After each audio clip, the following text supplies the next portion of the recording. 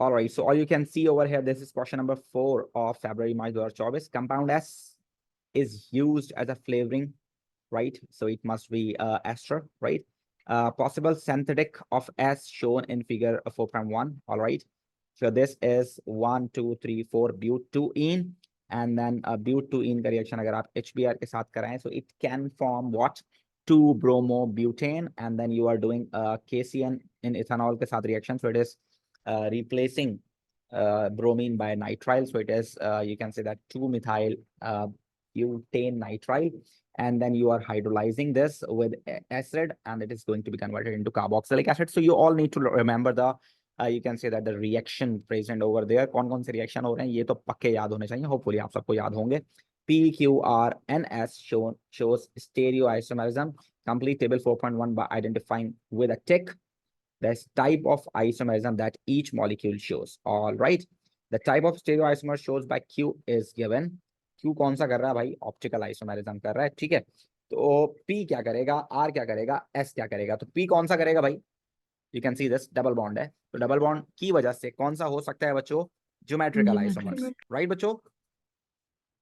Then आपके पास अगर आप R की बात करें तो R के पास ये जो कार्बन है, it is having nitrile, then this is CH3, then over here it is H, and this is C2H5. So 4 different you can say that atoms or group of atoms are attached, so it definitely shows optical isomers, right bachcho?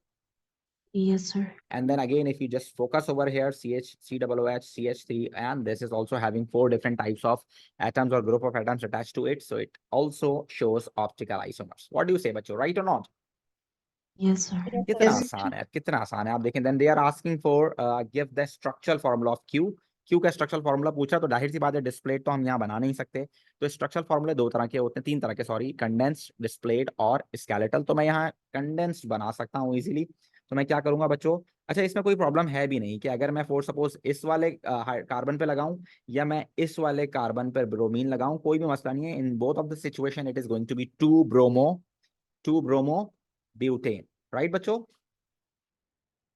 Yes.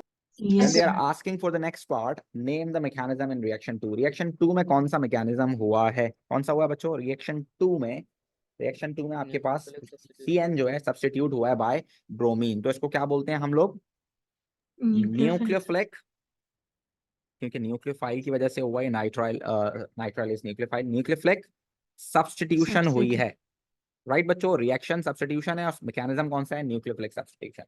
चलिए, उसके बाद वो कह रहा है complete the equation for reaction 3.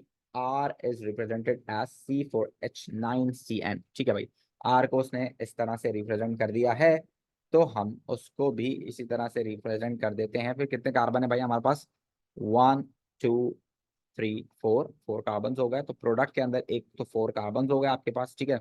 उसके साथ साथ आपके पास हाइड्रोजन कितने हैं ये हम आइडेंटिफाई कर लेते हैं, बाकी COOH लिख देते हैं. ठीक है भाई, हाइड्रोजन कितने हैं जरा देखिए.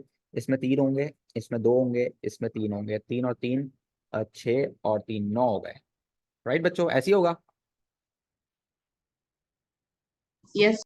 और साथ में एक और प्रोडक्ट क्या बनती है बच्चों, जल्दी से बता दीजिए.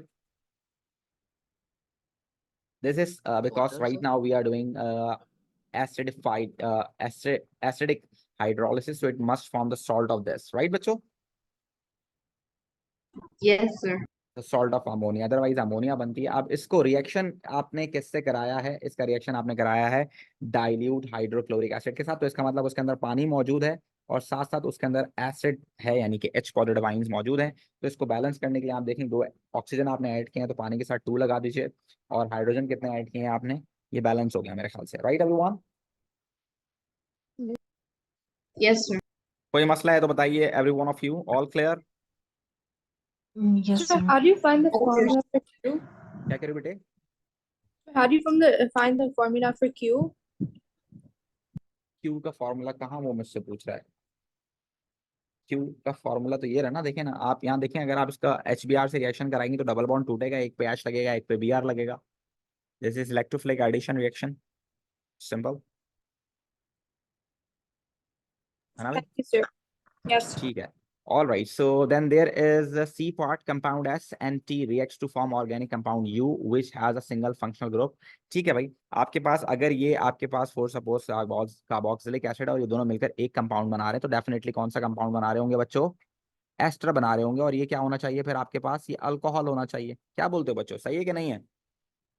ऐसी है ना? कितनी Yes, सिंपल सी sir. बात है, ये तो कोई मुश्किल बात ही नहीं है हमारे पास, ठीक है ना। उसके बाद वो हमसे कह रहा है table 4.2 shows some data from the mass spectrum you, ठीक है ना। एक पीक है एम पीक और एक है M+1 पीक, ठीक है। रिलेटिव अबंडेंस आपके पास यहाँ मौजूद है। Use the data from the table 4.2 show that you contain 7 carbon atoms. Alright, 7 carbon atoms. अच्छा देखिए बच्चों, यहाँ पर 7 कार्बन का मतलब है 5 कार्बन तो ऑलरेडी मौजूद है, तो इसके अंदर कितने कार्बन होंगे फिर? 2 कार्बन होंगे, राइट और नॉट? Yes, sir. कितनी आसान सी बात तो ये हो गई। Show your working. अच्छा ये आपसे वो बोल रहा है कि आप अपनी वर्किंग दिखाएं कि इसके अंदर 7 कार्बन्स मौजूद हैं। तो क्या हम इस तरह से कर सकते हैं, M peak versus M+1 peak? बच्चों याद है ना आप लोगों को? जल्दी से बताइए कैसे करते थे Yes, हम sir. लोग? 100 के अंदर 100 to 1.1. 1.1 n है, तो एम पीक का जो रिलेशन राइट नाउ 7.2 है और इसका कितना है 0.55। जल्दी से बताओ n का आंसर कितना आ रहा है आपके पास? This should be 100 6.9. Into 0.55, right, और over this should be 1.1 into 7.2। कितना आंसर आ रहा है बच्चों? 6.9. 6.9. 6.9 के बाद भी कोई वर्ड आ रहा है तो बता दो। 6.94444. देखिए जरा कितना आसान है, which is almost equal to 7, right everyone or not? Right. Yes. Yes, sir. अच्छा जी, तो इसमें फिगर 4.2 का क्या काम था बेचारे का? इसमें तो इसने कुछ भी नहीं बिगाड़ा हमारा। अच्छा ये आगे है, सॉरी। तो दे आर सेइंग आपके पास figure 4.2 shows infrared spectrum of U, ठीक है ना। तो इसके अंदर आप देख सकते हो कि 1700 पर आपके पास एक पीक आ रही है, तो C डबल बॉन्ड O है। और यहाँ पर आपके पास एक वाइट पीक नहीं आ रही है, तो इसका मतलब है ये कार्बोक्सिलिक एसिड नहीं हो सकता। ये कौन होगा? ये डेफिनेटली एस्टर हो सकता है, या हो सकता है एल्डिहाइड कीटोन में से कुछ हो।